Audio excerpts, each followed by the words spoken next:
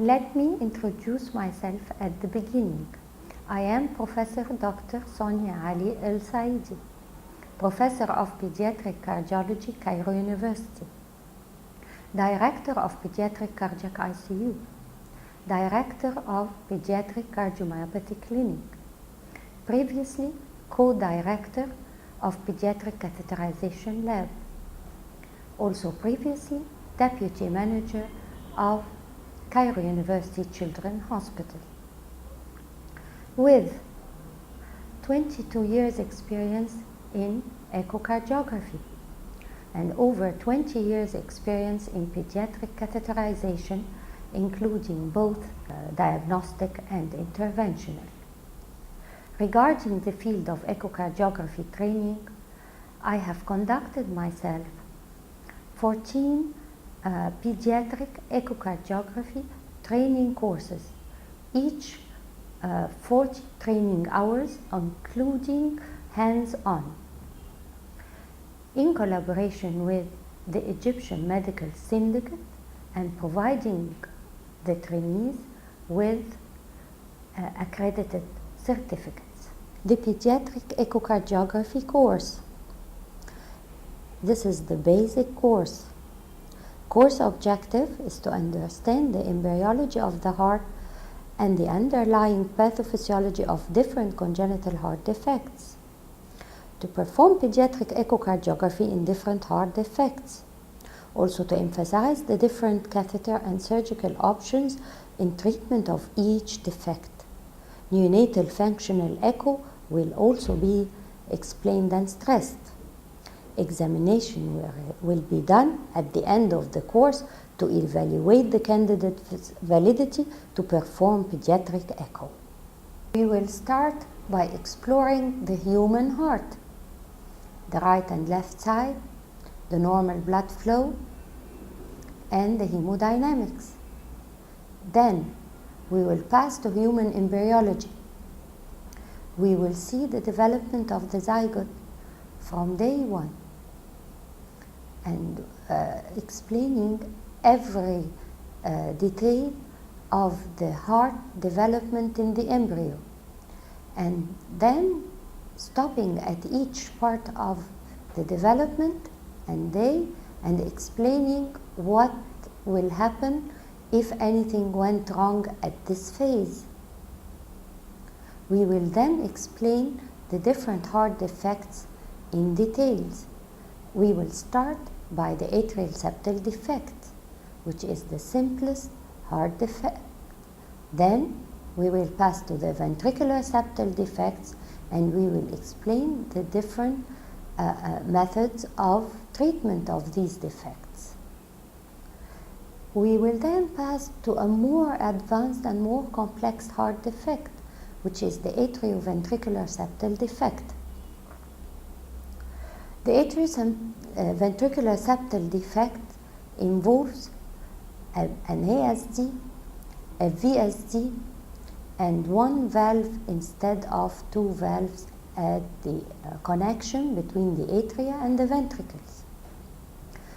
Then we will pass later to conotruncal defects, starting with the simplest, which is the Fallot defect, which involves 4 cardiac problems at the same time, together, forming a syndrome, including the VSD, the conal septal deviation, the overriding aorta, and the PS.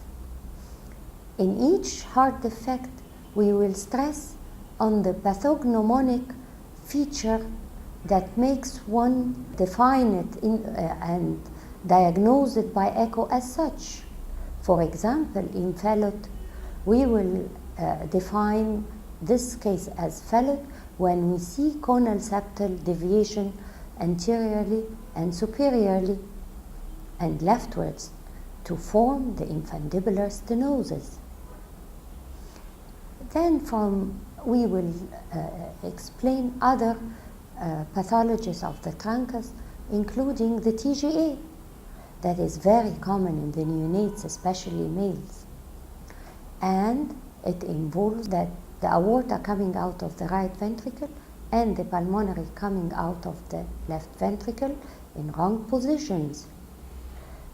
The pathognomonic features will be stressed, including the pulmonary mitral continuity, and that is a very important pathognomonic feature, and loss of aortomitral continuity to diagnose the transposition. All types of medical and surgical treatments for this pathology will be explained, and the timing of interference for surgery, including the detailed switch operation and other operations in developing countries or when the patient comes late. Other malformations that are included in the course includes double outlet right ventricle, tricuspid atresia, and mitral atresia. All of these defects, we will explain the pathognomonic features and the different methods of treatment. Pulmonary atresia with its different types, including pulmonary atresia VSD, pulmonary atresia intact septum, and methods of treatment by cath, and the surgical challenge that we are faced with for treatment of pulmonary atresia type C. The different types will be explained, including A, B, and C. Then the simpler defects are not going to be missed, including the patent ductus arteriosus and the coarctation.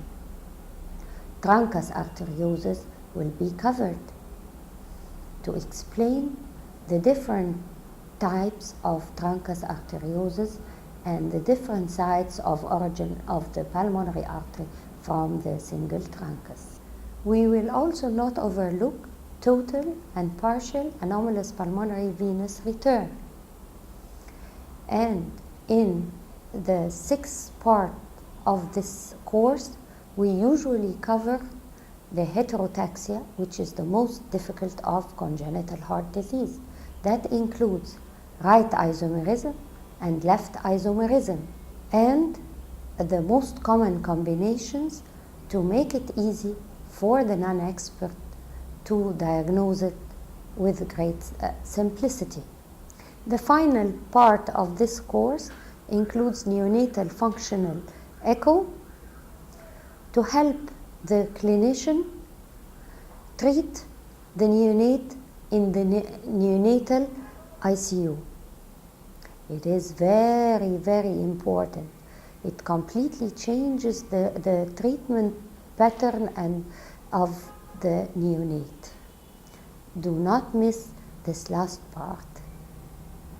Then we wish you all the best in the exam to be pediatric echocardiographer.